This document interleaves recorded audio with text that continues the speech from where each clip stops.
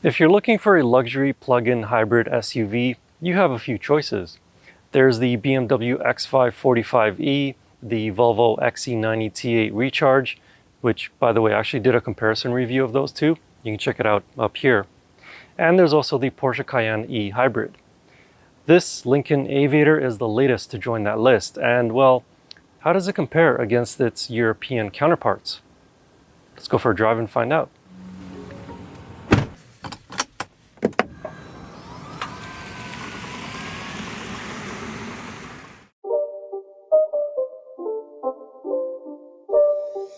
It's not a game, it's a rich thing.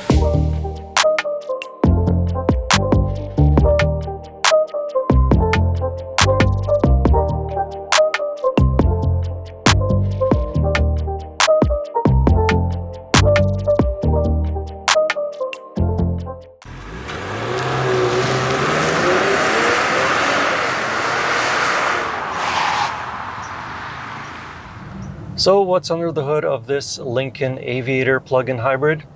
It is a 3-liter twin-turbocharged V6 engine. And while most other luxury hybrid SUVs produce somewhere around 400 horsepower, this one produces a little bit more, 494 horsepower. But it's the torque figure that really impresses me. Guess how much it is? Take a guess? 520? 540 maybe? No, you're wrong.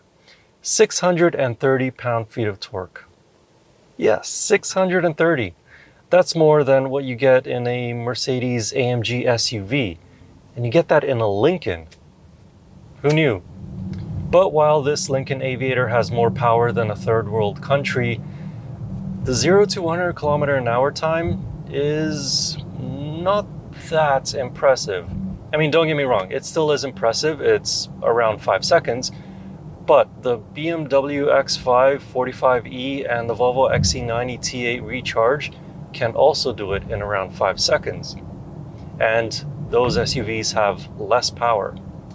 The reason why this one takes that long too, even though it has more power and a lot more torque, is because it weighs pretty much 2.6 tons. So this Lincoln is a heavy boy. From behind the steering wheel though, you get that really nice surge in acceleration thanks to the electric motor. It produces somewhere around 100 horsepower and almost 200 pound-feet of torque. So you can drive it on electricity alone for around 30 kilometers as Lincoln claims. However, in the real world, I actually managed to get it up to 34 kilometers of electric driving range. And you can go from 0 to highway speeds without impeding anybody behind you. But that electric range is going to depend on a lot of variables. What the outside temperature is, whether or not you use climate control, whether you live in a hilly or mountainy part of the world, your driving style. There's just a lot of variables that can affect that electric range. When I did my little experiment to find out how far I can go on electricity alone, I did it in middle of summer with AC running continuously. So when you do it at home, it could be different for you. It could be more, it could be less. So just take what I say with a grain of salt. As for fuel economy, when it's running on the engine, it gets a combined city highway rating of 10.3 liters per 100 kilometers. During my time with the SUV, I averaged 6.4 liters per 100 kilometers. But this number will change drastically depending on how often you can plug it in to recharge. One thing that's not so good about the Lincoln Aviator's driving experience is when you're driving a little bit more enthusiastically. The 10-speed automatic transmission is slow to change gears, to say the least. And when you are driving like you have a hornet in your pants, the shifts are quite rough. Under more normal driving conditions like commuting to and from work or just driving down a highway, the shifts are much smoother. As well, the Lincoln Aviator has quite a bit of body roll around twisty roads. This lady is not for turning. It does have adaptive suspension as well as air suspension, but trying to control 2.6 tons of mass is a difficult task. So, like I said, a lot of body roll and a lot of nosedive under really heavy braking applications. You just get the feeling that this Lincoln Aviator feels much more at home and more comfortable just commuting around the city or driving down highways. And to be honest, that's what it was meant for.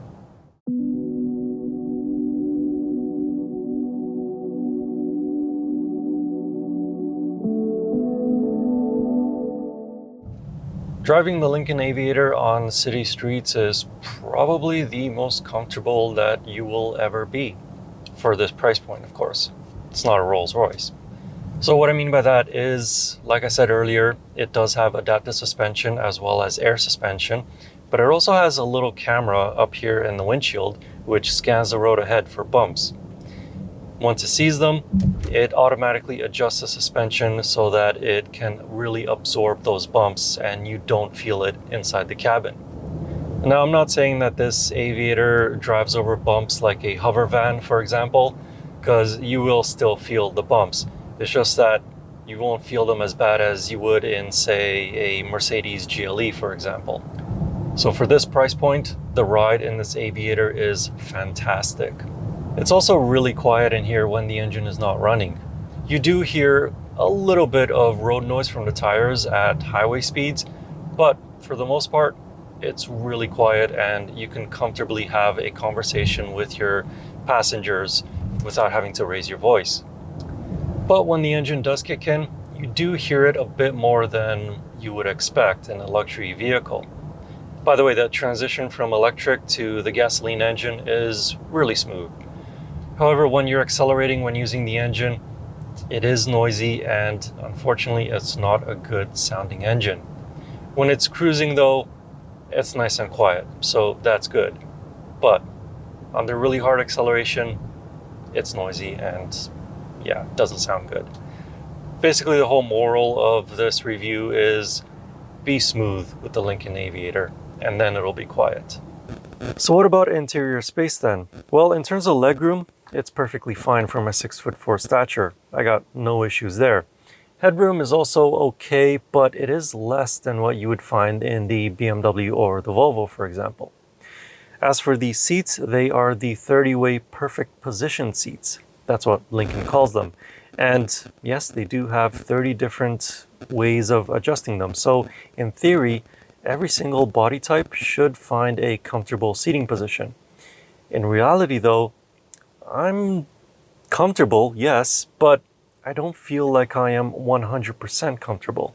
They just feel a bit too fiddly in a sense.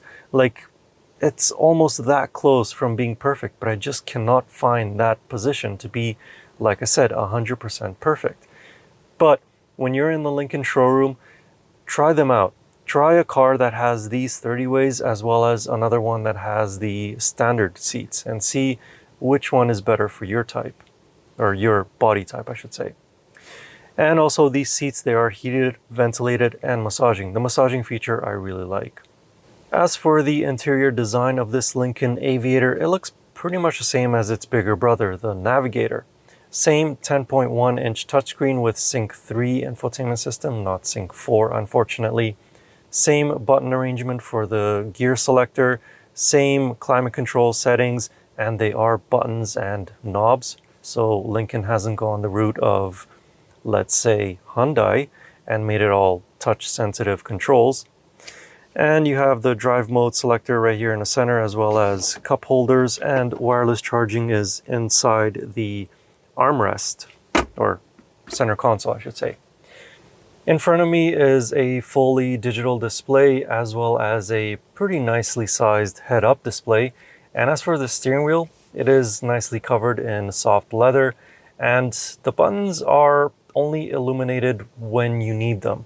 So for example, when you press on the cruise control button, only then do all the other cruise control option buttons get illuminated. I kind of like it. It's not too distracting, and it's just a really nice little extra touch. Now, let's go sit in the back. Space in the second row is pretty good for someone of my height at 6'4".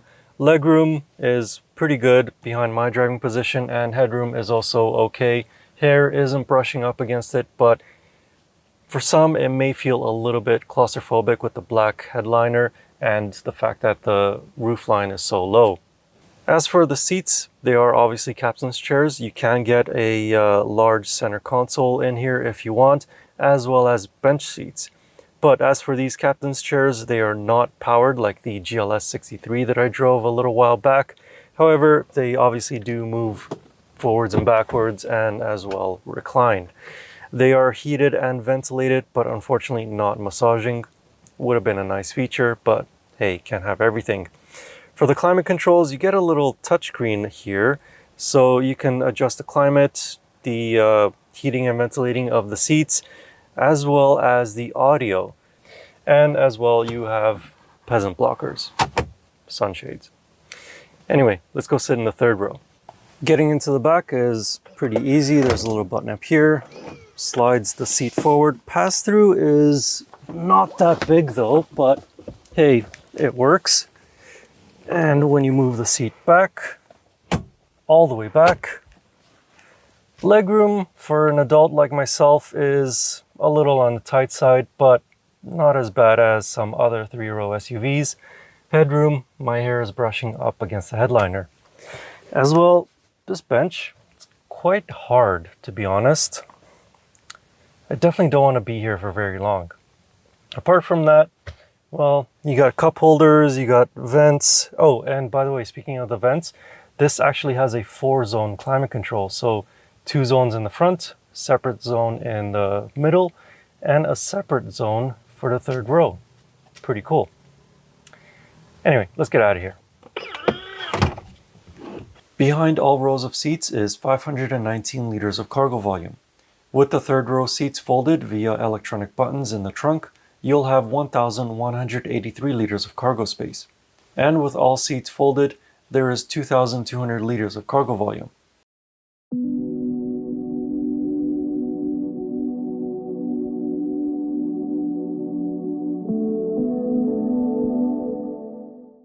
The non-hybrid variant of the Aviator starts at $68,750 Canadian, which undercuts the BMW X5, Mercedes GLE, and while it is about $4,000 more expensive than the Volvo XC90, it has about 150 horsepower more than the entry-level XC90. This 2021 Lincoln Aviator GT PHEV will cost you $94,950 as equipped.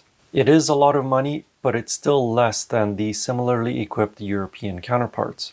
For your money, you'll receive a full suite of advanced driver and safety aids, including lane centering and adaptive cruise control with stop-and-go function, a panoramic sunroof, heated, ventilated, and massaging front seats, heated and ventilated second rows captain's chairs, automatic climate control across all 3 rows, head-up display, air suspension with easy entry and exit, surround view cameras, active park assist, which can park the SUV in perpendicular or parallel spots and can quickly search for a parking garage in the navigation system, 21-inch wheels, and a cool illuminated Lincoln badge. So is the Aviator Hybrid worth it then? Well, if you plan on doing quite a few long trips, then maybe the non-hybrid version might be a slightly better bet for you. It's a little bit less expensive than this. Well, of course it is, because it doesn't have the hybrid components. And in terms of fuel economy, it's actually pretty close to this one. And mainly that's because this is so much heavier than the non-hybrid version of the Aviator. But if you plan on using your SUV in a city and you can continuously plug it in, let's say when you're at work or when you're doing grocery shopping and so on, then this does make more sense. Even with 30 kilometers of range, it's more than enough for your daily commutes, especially if you can plug it in once you get to your destination. So compared to the European counterparts, it is less expensive, it is much more powerful, and it actually gets quite a few people's heads turning. It looks pretty good in my opinion. As well, it is really, really comfortable for the amount of money that you're paying. So I would definitely consider this if you're looking for a luxury plug-in hybrid SUV. And if you want to know more about this 2021 Lincoln Aviator PHEV, I wrote a more detailed review of it over on my website. You can find that link in the video description. And as always, I will see you in the next car or truck or most likely another SUV. Anyway, thank you for watching. Please like and subscribe. I'll see you in the next video. Oh, and by the way, this is not oil, it's just water from the AC, so don't worry.